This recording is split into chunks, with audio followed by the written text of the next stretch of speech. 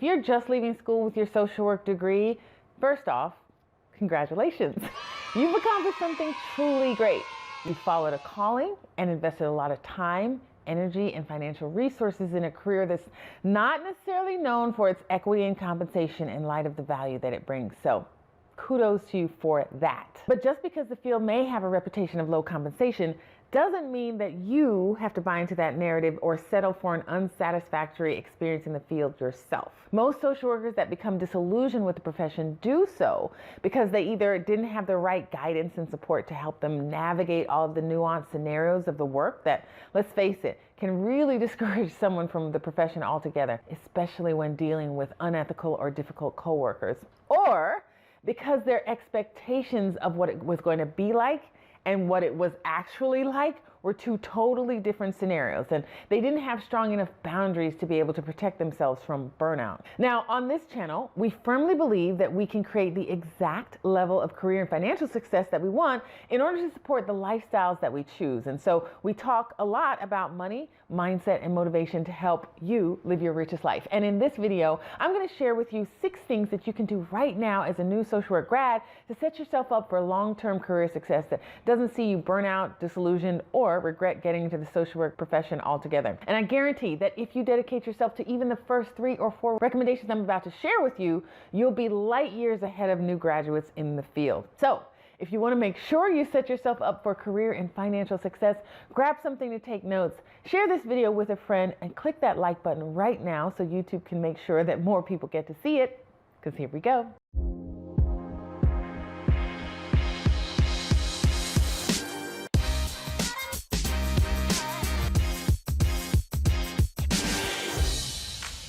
Hi, and welcome to Rich Social Worker. I'm Eva Ford, social worker, mindset mentor, and online business coach. And if you know you're meant to make a bigger impact in the world and you want to have a bigger income, consider subscribing and turn on the notification bell so that you know every time I upload a new video. Now, let's get into it, because you want to make sure that as you leave social work school, you're making the best decisions in your career and for your future. Yet, I talk to so many seasoned professionals who, at the time they graduated, didn't really think about their careers from an ideal lifestyle perspective. So they never planned for it, myself included. And so what happens when you're not intentional about planning for your future is that your future can sneak up on you and catch you unprepared or underprepared, just living in survival mode, either mentally, emotionally, or even financially. And I know you don't want that. So the first thing you've got to do to set yourself up for long-term social work career success is to start envisioning the lifestyle that you want now. That means deciding things like how you want to live, the quality of health and wellness you want to maintain, and what being able to do that looks like, the types of experiences you want to be able to enjoy, and the amount of time you want to dedicate to personal pursuits like travel or philanthropy or entrepreneurship. And envisioning your future lifestyle now is important because it will inform you on what you'll need to do in the short term to be able to actually realize your vision and not just dream about it. Because once you map out what that future looks like, then what you'll likely realize is that your ideal lifestyle costs money. And if you haven't seen the conversation I had with Tara Red about becoming financially independent, you definitely want to check that out here. Now, we've already spoken on this channel about why you want to make sure that you have more money coming in than you have going out. But that alone won't ensure that you'll be able to afford the ideal lifestyle and continue to do the work that you love. So the second thing you'll need to do is prioritize a more robust financial education for yourself. Honestly, if I could go back to 21-year-old or even 30-year-old Eva, I would have made her do this immediately. Instead, she was spending money she didn't have on things that didn't matter. We all make mistakes. Granted, there are a lot more available resources now than when I was in school, which is great because it means that it's even easier for you to learn about wealth building and implement the strategies that will support your success quicker than I ever could. Do it for young Eva. Now, I'm a book lover, so my recommended must-read book list for building your financial awareness muscles includes classics like Think and Grow Rich, The Science of Getting Rich, The Richest Man in Babylon, Rich Dad, Poor Dad, noticing a theme here, and some newer classics like The Millionaire Next Door, Ramit Sethi's I Will Teach You to Be Rich, J.L. Collins' Simple Path to Wealth, and David Bach's Finish Rich series. Plus, there are a ton of blogs, podcasts, and YouTube channels just like this one for newbie finance learners. So choose a social media platform that works best for you and have at it. And prioritizing your financial education has tons of benefits. Like, it will teach you how to take advantage of the power of compounding and how to grow wealth from things like assets and investing. And you'll learn how to create and manage a budget that supports your ideal lifestyle. Spoiler alert, there's an app for that. Now, assuming you plan to get a job, then learning how to navigate 401k and 403b packages should also be included in your financial education plan. That way, you can negotiate more intelligently at the hiring table and take advantage of your organization's package benefits to the greatest extent possible. And if you're entrepreneurially minded at all, then prioritizing your financial education is paramount so that you don't end up running an out-of-pocket charity instead of the income-generating business you intended. Social workers are especially susceptible to this in business because of our big hearts and disregard for obscene wealth, when the fact of the matter is the more money we have, the more impact we can make. Not only that, but remember, we're ultimately talking about making sure that that shiny new degree of yours not only allows you to do the work that you love, but that you can afford to take care of your mental, emotional, physical, and spiritual well-being, as well as do it to the best of your ability. On that note, my third recommendation is to take time to learn your worth.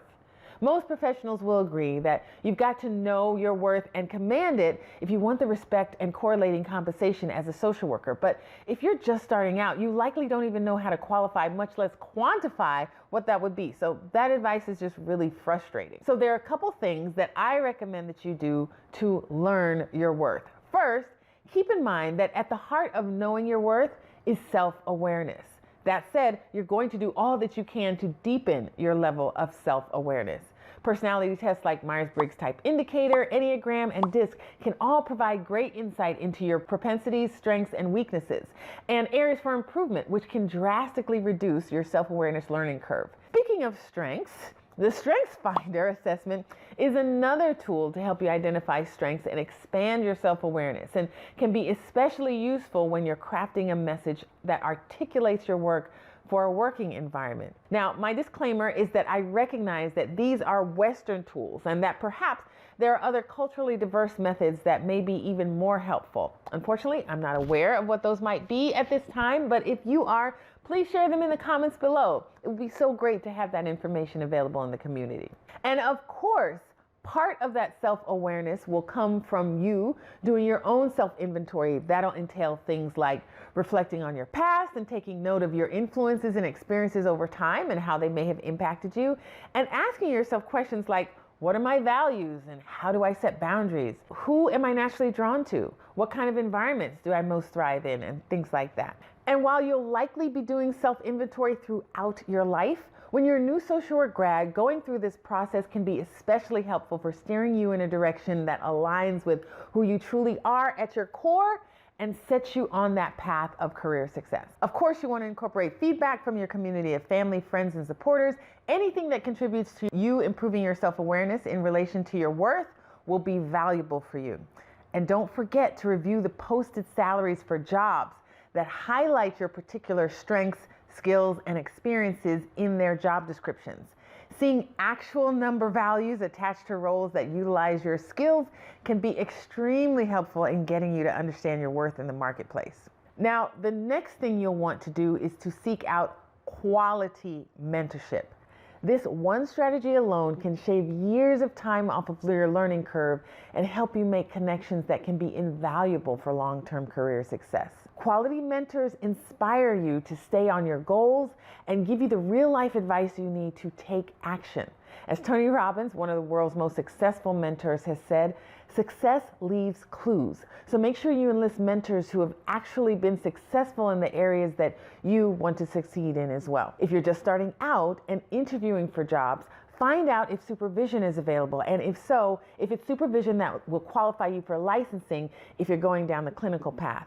That alone can be a great incentive for choosing one job over another, especially if the compensation and working environment are relatively the same. And because you're on a rich social work journey, one mentor you must find is someone who will help you grow your wealth. This person will have wealth themselves and needs to be willing to talk openly with you about the ins and outs of money from their expert perspective. Find a good one and avoid the pain so many people experience when it comes to money, because you'll have a blueprint of how to nurture and grow your own. If you're a female, I recommend you check out Unorthodox Group. They offer mentorship to empower professional women to develop leadership skills while creating generational wealth. You can check out the link in the description below. Recommendation number 5.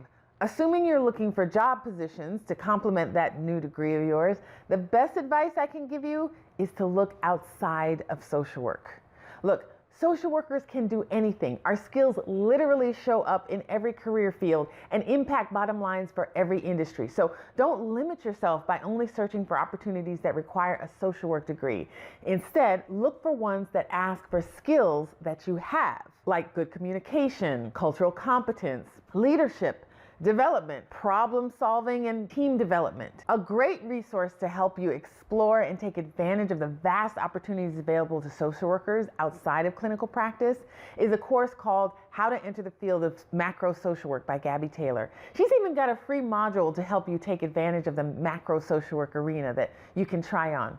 I'll share the link in the description below. And if entrepreneurship is on your horizon, then joining communities like Rich Social Workers on Facebook is a great strategy for building your entrepreneurial muscles. Finally, a tactic that I don't see enough new graduates taking advantage of is career coaching. Look, just because you got the degree doesn't mean you know how to get the job. One does not guarantee the other.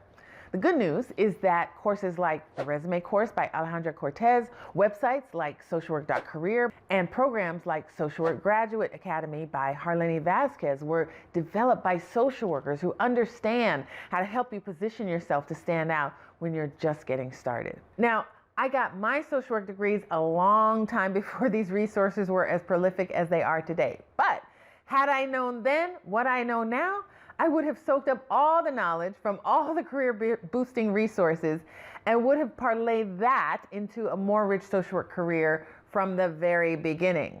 As a new graduate, you have these resources and so many more at your fingertips.